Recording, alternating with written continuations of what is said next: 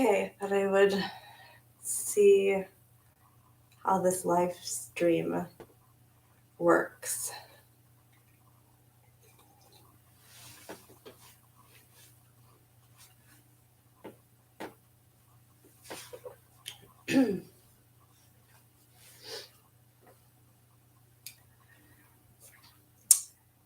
Anybody out there on the interwebs?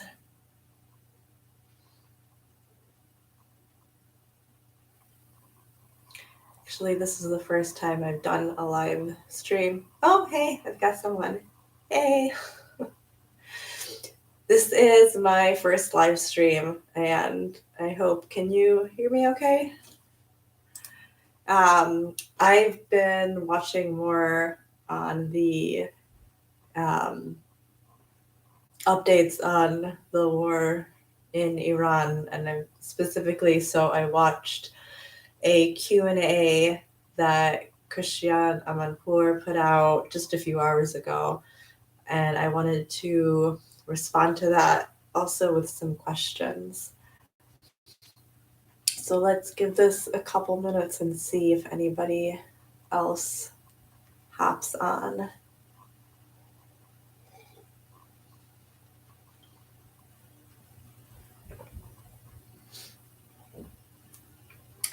Still have a cold, but on the upswing, I think. And oh, hey, hello, another person. Welcome. So I wanted to talk about, I had some questions about the war in Iran, and I had just watched the video or the video that Christiana Amanpour put out. And I haven't really watched, I was watching, I started out watching CNN, and then I was watching BBC with some crossover between BBC Persian and then Al Jazeera, and then the Christiana Amanpour, what she had just put out.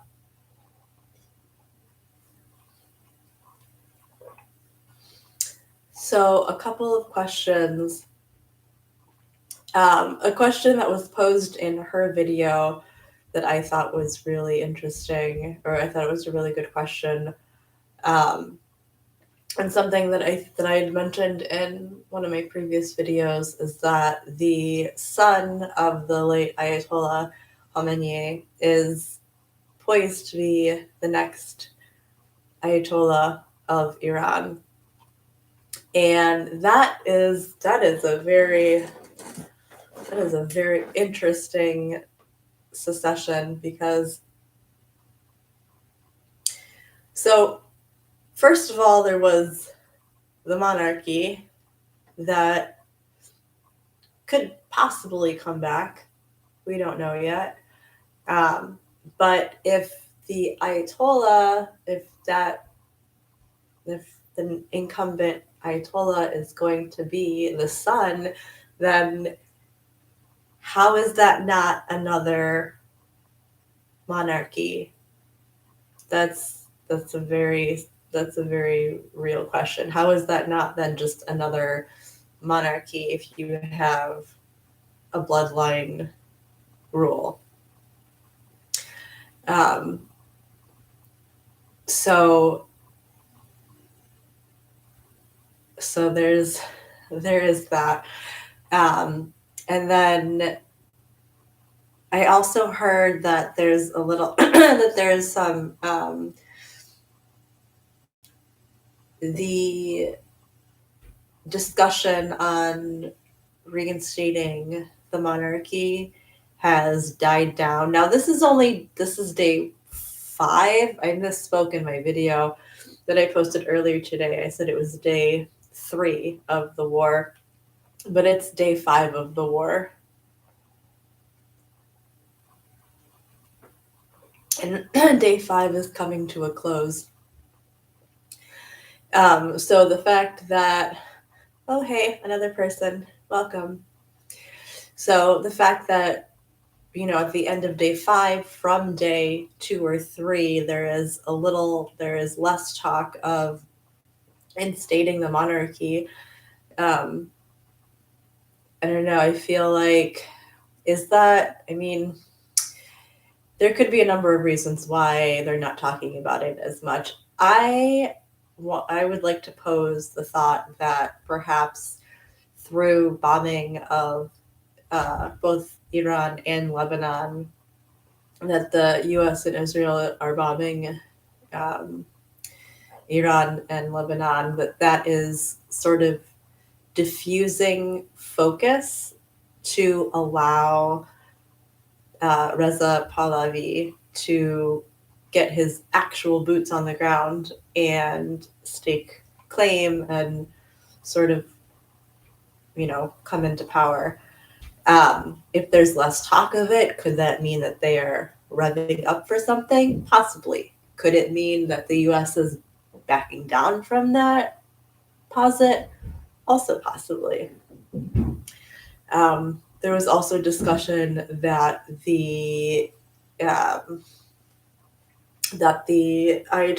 that the Islamic regime could be coming back in greater force than it was previously because of the backlash, which is what I'd also said in one of my previous videos on this topic, is that they could come back and, with greater steam to push forward the agenda of the Islamic Republic. Hello, other person, welcome. So could the Islamic regime come back with more fervor and retaliation? Of course they can. However, I also want to note that since the Islamic Republic is returning firepower across the Middle East, and they to Israel and other Middle Eastern countries, that they could in fact be expending all of their firepower, all of their ammunition. That's that would be one thought that I have, is that the Islamic Republic is expending all of their firepower now, and it could be a tactic to wear down the Islamic Republic so that it would be easier to come in and remove them from power.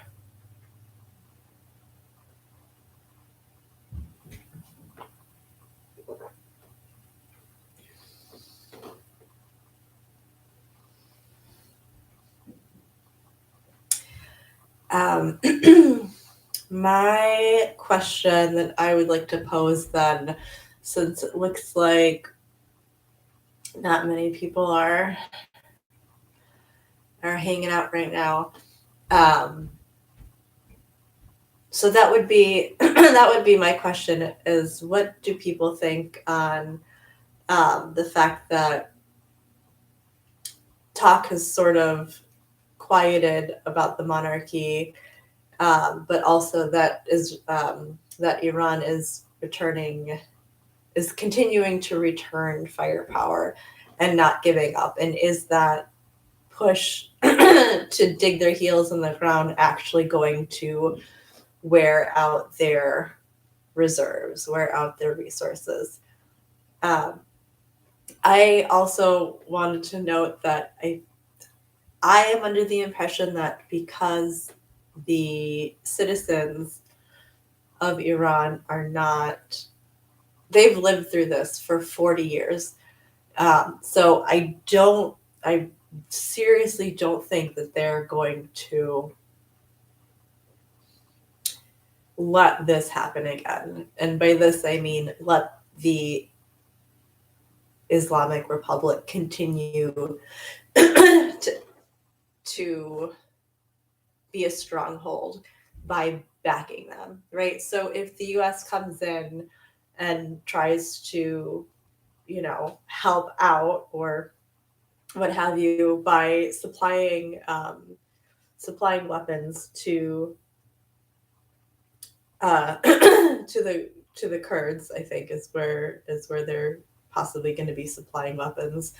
Um, I don't think that it's going to backfire insofar as the citizens supporting the Islamic Republic because of everything they've lived through. When this happened in 79, they were coming out of the throes of the monarchy that they felt that they were under the thumb of Western rule. So the trade-off was that they got the Islamic Republic, which in turn enforced incredibly strict regulations, not only against women but against everyone.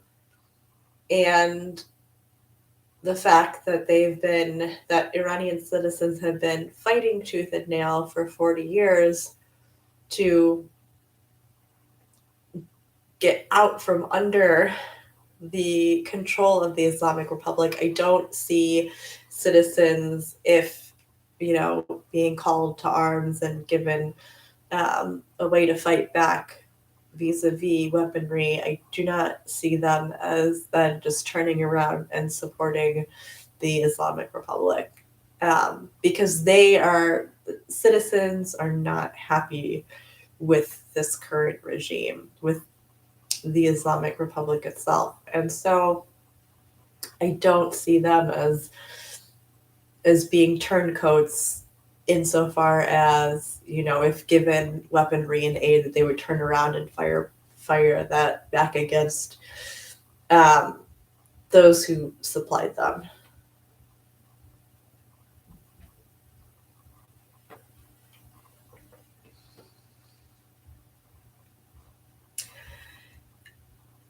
Let's see. I guess those were my thoughts on topics that I've heard that I heard in the news today. I am really curious what other people's thoughts are. If how do you think? So the other thing that I heard is that that the internet is being cut off. That in Iran they're cutting off the internet, which is not uncommon. This is not the first time that it's happened. The Islamic Republic has notably many times shut off internet, and in order to figure out what's going on, people are relying on sources outside of the internet. But in terms of this lack of communication, and it is intermittent, but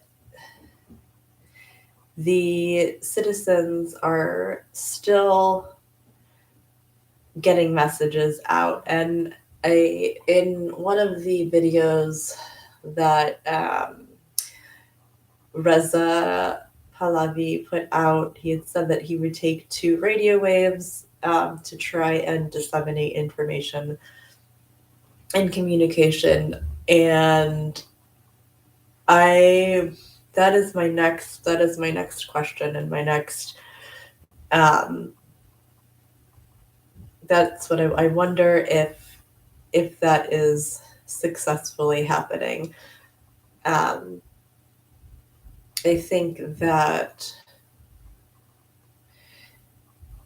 the intermittent communication that is happening back and forth between Iran and outside of Iran in general is really,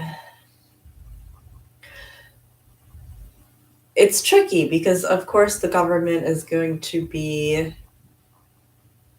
keeping an eye on what's going on and trying to not let a lot of information leak out. However, I am curious how the communication is going outside of internet waves.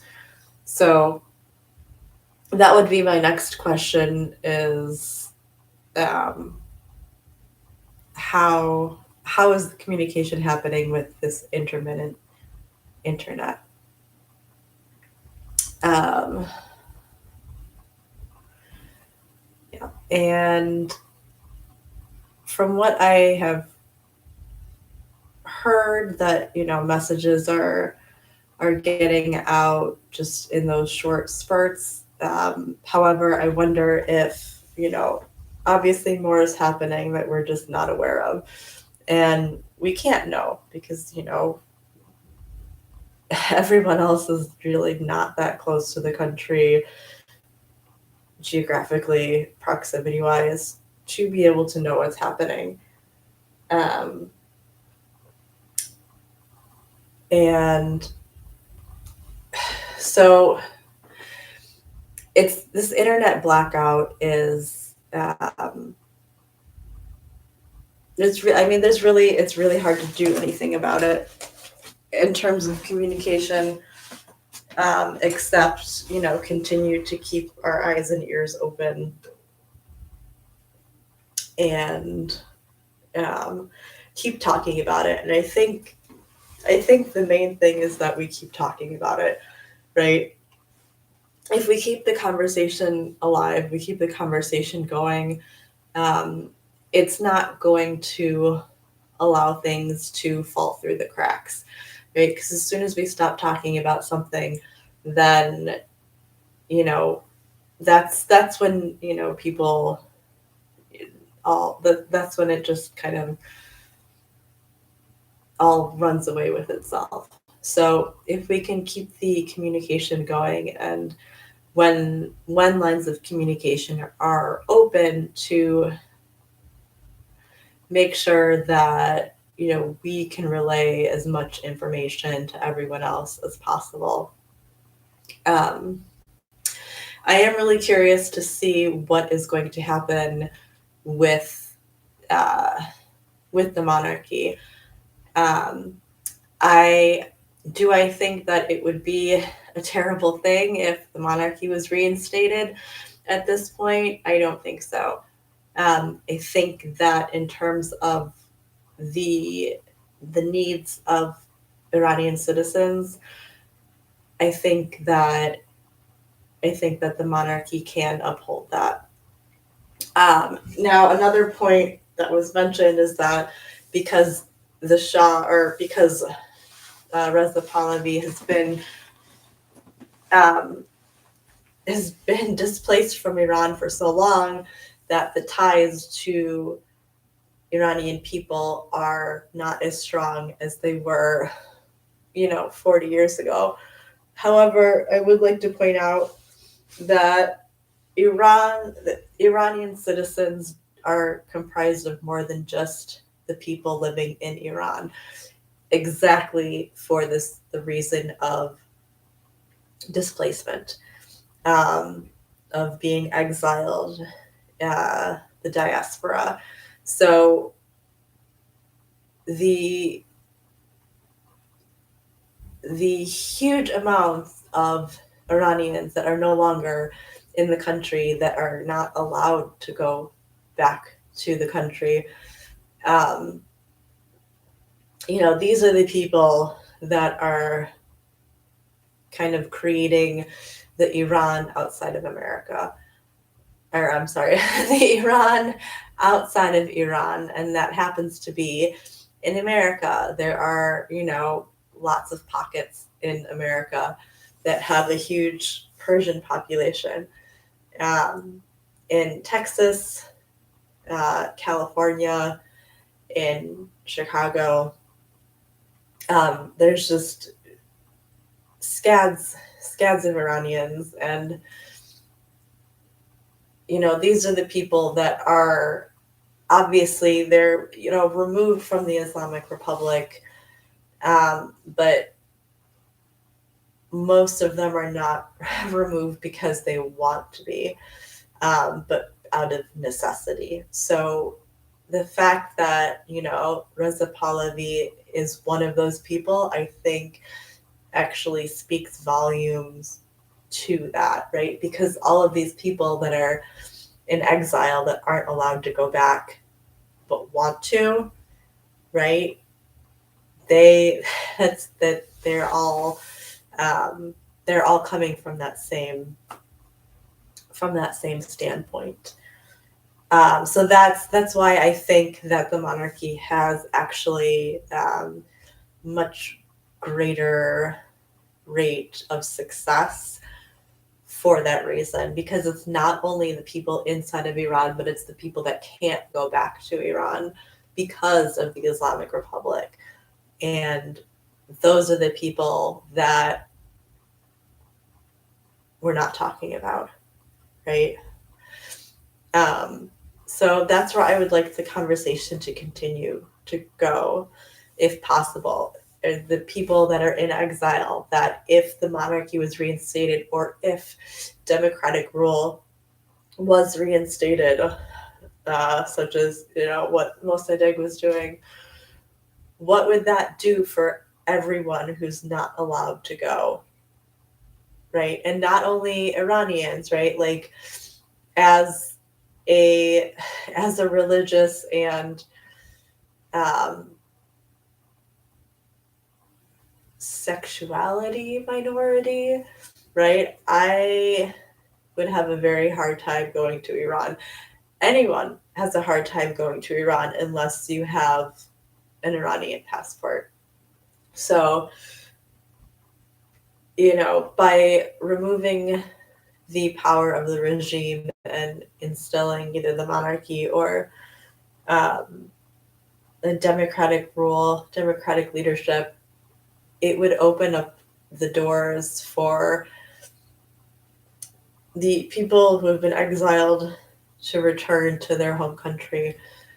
It would open up travel for many, many people. And I think that's the conversation that has yet to be had with talks of reinstating the monarchy or bringing in democratic rule by overthrowing the regime. So I would like to hear what people have to say about that specifically. And Christian Amanpour, if you happen to come across this, I would love to hear your take on this. I don't know if you are someone who is also exiled. I'm guessing probably yes, because of your political fervor. But it would mean that it would open the doors again. And I'm curious what that means to people. So thanks for watching. خیلی ممنون. خداحافظ.